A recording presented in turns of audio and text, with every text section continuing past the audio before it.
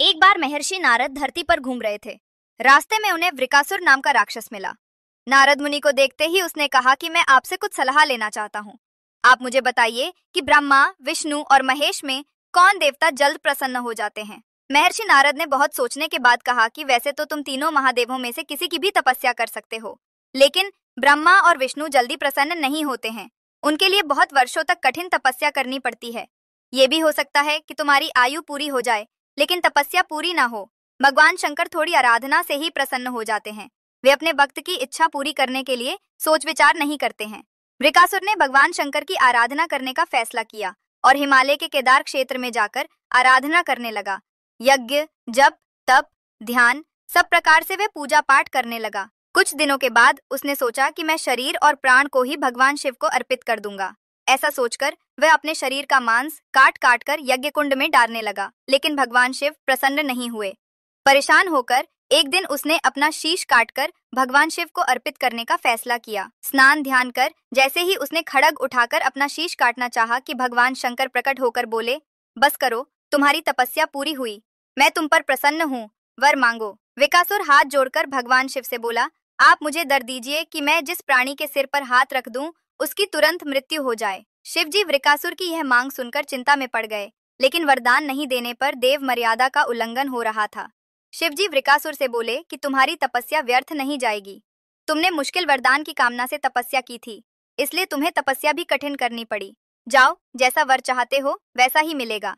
वरदान पाते ही वृकासुर की आसुरी वृत्ति जाग गई। उसने कहा कि प्रभो, आपका यह वरदान सत्य है या नहीं, इसकी परीक्षा लेना चाहता हूँ, इसलिए पहले आपके सिर पर ही हाथ रखकर देखता हूँ कि इस वर में कितनी सत्यता है। भगवान शंकर ने सोचा कि यह राक्षस कुछ नहीं सुनेगा। जब वृकासुर शिवजी के सिर पर हाथ रखने के लिए आगे बढ़ा तो वह वहां से भागने लगे। इस पर वृकासुर का क्रोध बढ़ गया।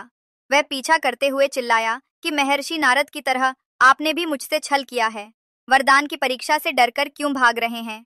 शिवजी भूमंडल छोड़कर देवलोक तक भागते रहे और वृकासुर भी उनका पीछा करता रहा। अंत में भगवान शिव विष्णु लोक पहुंचे और विष्णु जी को अपनी परेशानी बताई।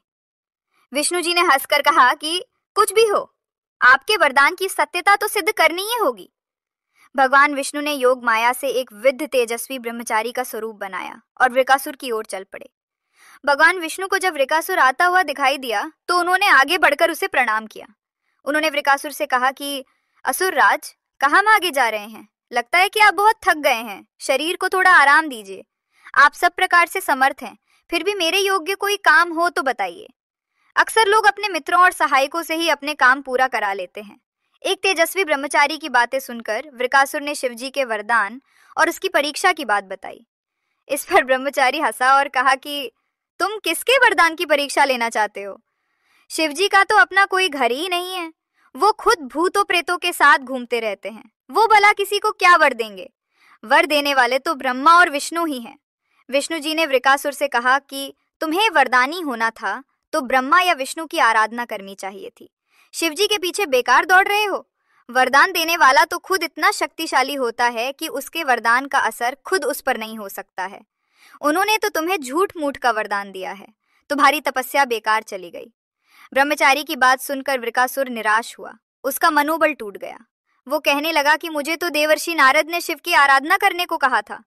ब्रह्मचारी ने कहा कि तुमने नारद मुनि पर भरोसा कर लिया। वो तो ऐसे घुमक्कड़ साधु हैं जो सभी को उल्टी सलाह ही देते हैं। अगर तुम्हें मेरी बात पर भरोसा नहीं हो तो अपने सिर पर हाथ रखकर देख लो कि कैसे शिव ने तुम्हें झूठा वर देकर बहकाया है। वृकासुर का मनोबल बुरी तरह टूट चुका था। उसे ब्रह्मचारी की बात पर भरोसा हो गया कि शिवजी ने भी उसके साथ छल कर झूठा वरदान दिया है। उसका विवेक नष्ट हो गया। उसने वरदान की सत्यता का परीक्षण करने के लिए अपना हाथ अपने ही सिर पर रख लिया।